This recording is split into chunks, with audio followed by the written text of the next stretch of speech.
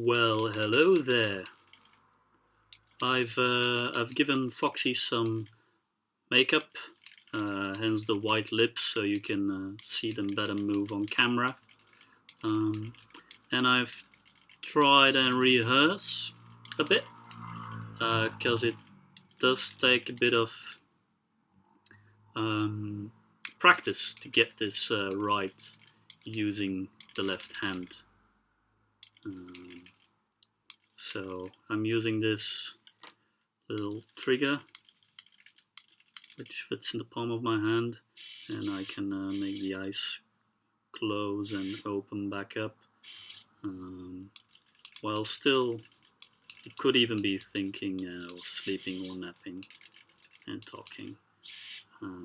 So that's this little red button right here, and then there's the joystick for the movement of the ears, and if you really wanted to, you could do that all at once, which requires a lot of dexterity and maybe just a bit of practice. It's now currently running off this, what's this, 20,000 milliamps power bank, which I've yet to drain, and this little black box, no, other way around, um, is like an auxiliary, like a backup power source, basically. It's four AAA batteries that run if, God forbid, the power bank would drop like it did right now. It's currently fixed on the head, so I was thinking of maybe tilting it a bit so it looked upwards, so that you get the effect, as we discussed, that when you bow the head, it's more like the fox talking. Oh, right, power bank dropped. There it is. So, or if you'd like, I could have put a bit more forward, or maybe a bit more tilted upwards. Might be good to send me one of your selfie thingies again, to get a proper perspective on that one. I'm currently working on number 2. This one already has the more realistic eyes and has little wireframes for the ears, as opposed to the foam ones I put on. This one earlier has a bit of a different shaped snout.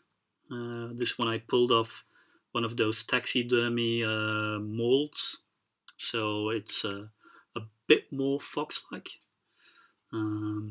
But everything will change once we get the fur draped over, as you've seen. I've also toned down the eyebrow features here a bit more, so they get a bit more rounded off, as opposed to the more angular shape that this one has, and the eyes are just a tiny bit more down, which gives it a totally different look in my opinion.